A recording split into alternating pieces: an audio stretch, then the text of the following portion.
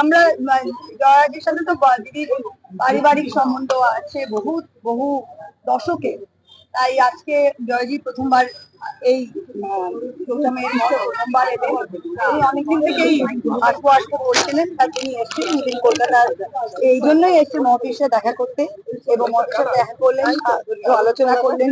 দুটো বন্ধুর মতো দেখে খুব ভালো লাগলো, তাদের মধ্যে যে ভালোবাসার সম্পর্ক, একটা রেসপেক্টের সম্পর্ক দেখেও খুব ভালো লাগলো।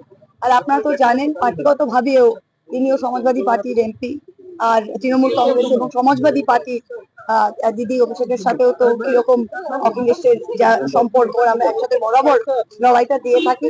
তো খুব দুটো আমি বলবো দুজন বন্ধু, দুজন সহযোদ্ধা। আজকে এটা দেখে সত্যি খুব ভালো শেখার মতো। দেখুন, আসল তৃণমূল কে এটা কারোর কাছে গিয়ে দাবি করতে হবে। যে বেকুব, আর আমি খুব ভেবেচিন্তেই এই শব্দটা প্রয়োগ করছি, যে বেকুব ভাবে, এক মিনিট প্লিজ প্লিজ প্লিজ, যে বেকুব ভাবে যে কোথাও গিয়ে দাবি করতে হবে যে আসল তৃণমূল কি, সে কোনোদিন তৃণমূলই হতে পারে না, আর সে তৃণমূল কি তাও বুঝতে পারে না।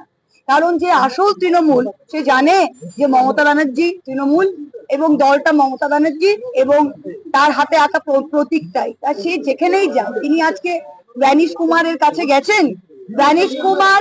ব্যানিশ কুমার প্রথমে বাংলার ভোট ব্যানিশ করেছে, তারপর নির্বাচনের সময় তিনি গণতন্ত্রকে ব্যানিশ করেছেন, তারপর তিনি রাম মন্দিরের একজন ট্রাস্টি, না তিনি ওই বোর্ডেও আছেন।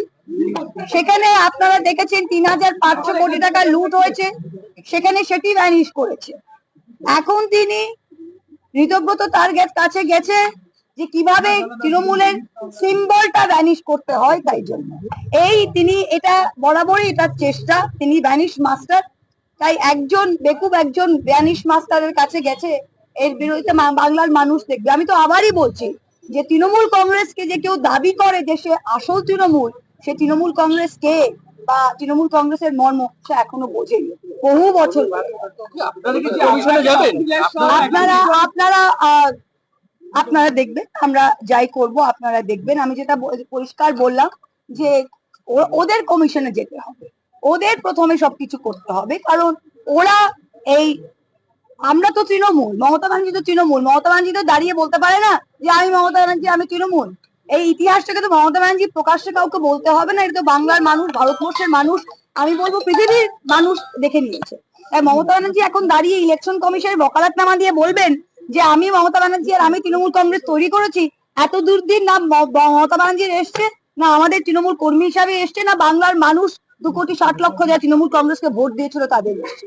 তাই এদেরই এখন অবস্থা, তাই এরাই এখন যাচ্ছে, এরাই এখন প্রথম পদক্ষেপ যা যা করার করছে।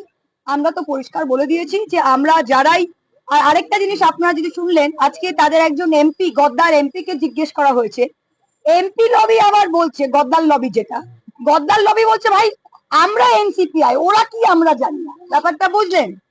এমপি জানে না, ওরা বলছে ওরা পার্টি।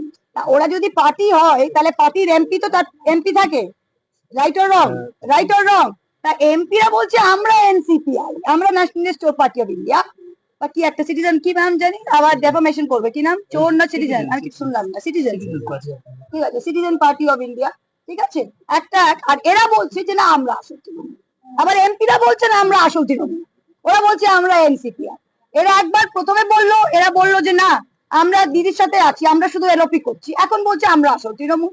ঠিক আছে, তোমরা প্রমাণ করো তোমরা আসল তৃণমূল, দিদিকে তো কি দাঁড়িয়ে প্রমাণ করতে হবে না, বাংলার মানুষ জানে কে আসল তৃণমূল। আর আমি আবার একই জিনিস বলছি, যে মহিলা দাঁড়িয়ে তিনি নিজে সিপিএম এর আমলে কংগ্রেসের রমরমা বাজার ছেড়ে কংগ্রেসের সুদিনে নিজে একা বেরিয়ে এসে যিনি সিম্বল এঁকে 9টা এমপি থেকে একটা এমপি থেকে আবার ফিরে গিয়ে 3বার চিফ মিনিস্টার হয়েছেন, তাকে সিম্বল নিয়ে ভাবতে হয় না, তার হাত কাজ করে তিনি আরেকটা সিম্বল আঁকতে পারেন। তাই এই জিনিসটা তো ওদের নেই, এই জিনিসটা তো ওদের নেই, সেটাই মেন। আরেকটা যেটা আমি মেন বলতে চাই, যে আপনারা সবাই দেখতে পাচ্ছেন, আর আমার সত্যি খুব দুঃখ হচ্ছে যে আপনাদের, মানে সবাইকে বলবো না, কিন্তু অধিকাংশই ভাই আপনার কি প্রবলেমটা কি একটু বলুন না প্লিজ, খুব অসুবিধা হচ্ছে।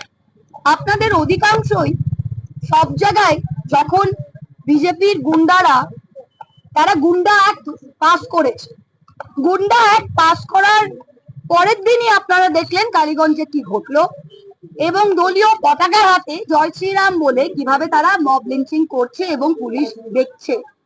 এখানে তবুও আমি বলবো যে কত মিডিয়া আছে যারা বলছে বিক্ষোভের মুখে তৃণমূলের নেতা। আমি আবার বলে দিচ্ছি, কোন পাবলিকের বিক্ষোভে আমরা পড়িনি, যারা আসল তৃণমূল কোন পাবলিকের বিক্ষোভে পড়িনি। এটা বিজেপির নোংরামি, তাদের বদমাইশি, আর আমরা এটাতে ঢুকবো না। আমার প্রশ্ন একটাই, যারা 20 জন এমপি গদ্দারি করেছে, যেই 65 জন এমএলএ গদ্দারি করেছে, তাদের কেন কেউ কিছু ছুটছে না? তারা কেন সব এলাকায় ঘুরছে আরামসে? যদি কোনো সেটিং, যদি কোনো ডিল নাই হয়, তারা বলছে আমরা স্বেচ্ছায় ভালোবাসায় গেছি। এনসিপিআই এর ভালোবাসায় 20টা এমপি আজকে এনসিপিআই জয়েন করেছে, যে দলের কোনো অস্তিত্ব নেই, যেটা রেজিস্টার্ড কিন্তু আনরেকগনাইজড। আজকে সেই 20 জন এমপি এই এনসিপিআই তে গেছেন, এই 20 জন এমপি